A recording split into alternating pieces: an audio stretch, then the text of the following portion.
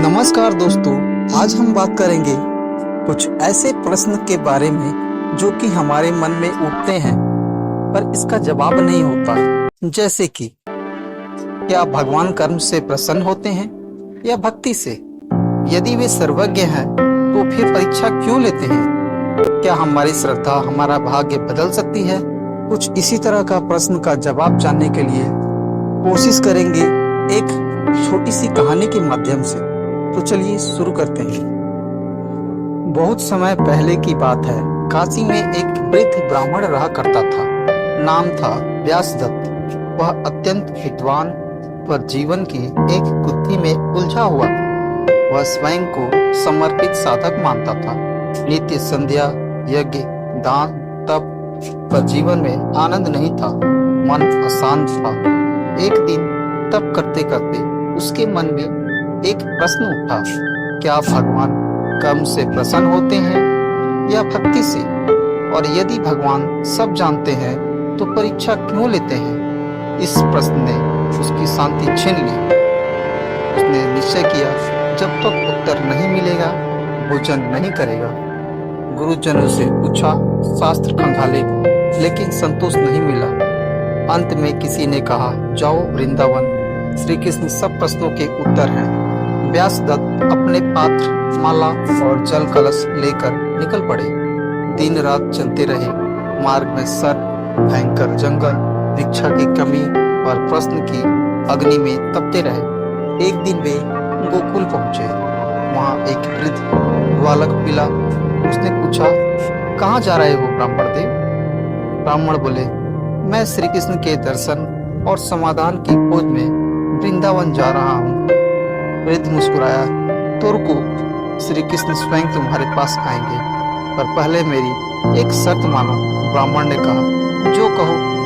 बालक बोला, यहाँ इस गांव में 3 व्यक्ति है, एक करियुग, एक कर्मयोगी किसान, एक भक्त वृद्धा और एक निर्धन गाय वाला। पहले उनके साथ एक एक दिन बिताओ, फिर श्री कृष्ण से प्रश्न करना। ब्राह्मण ने सहमति दी। पहले दिन ब्राह्मण किसान के घर गया। किसान सुबह 4 बजे उठता, पूजा करता, फिर खेत में मेहनत करता और शाम को भगवान को भोग चढ़ाकर विश्राम करता। ब्राह्मण ने पूछा, तुम इतना श्रम करते हो फिर भी पूजा में कम समय देते हो, क्या भगवान नाराज नहीं होते? किसान बोला, मैं जो अन्न उगाता हूँ वह उनके नाम करता हूँ। मेरे हर कर्म में भगवान है। मैं जो भी करता हूँ उन्हें अर्पित करता हूँ। ब्राह्मण मौन हो गया। दूसरे दिन वह वृद्धा के पास गया। वह कंबल बुनकर गुजर बसर करती थी, पर पूरा दिन भगवान का नाम लेती थी। हर काम से पहले तुलसी जल अर्पण करती थी। ब्राह्मण ने पूछा, क्या आपको कभी थकान नहीं होती? भगवान ने आपको निर्धन क्यों बनाया? वृद्धा मुस्कुराई, भगवान ने मुझे जितना दिया वह मेरी श्रद्धा से अधिक है। मेरी भक्ति ही मेरी संपत्ति है। व्यासदत्त को चुप रहना पड़ा। तीसरे दिन वह एक बालक से मिला।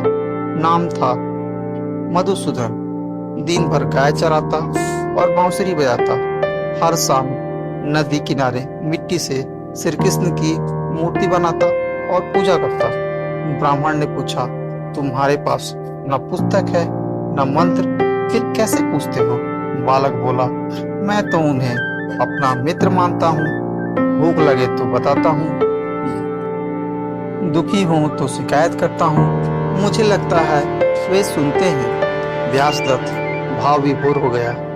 चौथे दिन वह वृद्ध बालक दोबारा आया और बोला, ब्राह्मण अब अपने प्रश्न पूछो। व्यासदत्त बोले, तुम कौन हो? वृद्ध मुस्कुराया और उसी क्षण उसका रूप बदल गया। श्री कृष्ण वहां खड़े थे, पीतांबर वस्त्र, मोर मुकुट, करुणामयी दृष्टि। ब्राह्मण ने हाथ जोड़कर पूछा, प्रभु कर्म बड़ा या भक्ति? आप परीक्षा क्यों लेते हैं? श्री कृष्ण बोले, जो कर्म मुझे अर्पित होता है वह भक्ति है। जो भक्ति निष्क्रिय हो वह मेरी आराधना नहीं। और जहाँ मैं परीक्षा लेता हूँ वहाँ मैं पहले से ही उपस्थित होता हूँ। परीक्षा माध्यम है तुम्हारी श्रद्धा को जागृत करने का।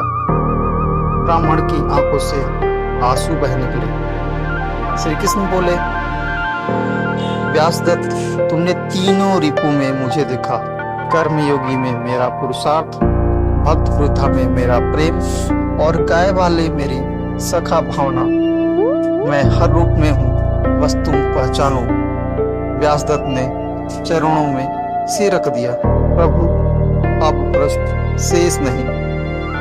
सनातन धर्म हमें सिखाता है कि भगवान ना तो केवल कर्म से मिलते हैं, ना केवल भक्ति से, वे मिलते हैं श्रद्धा और समर्पण से।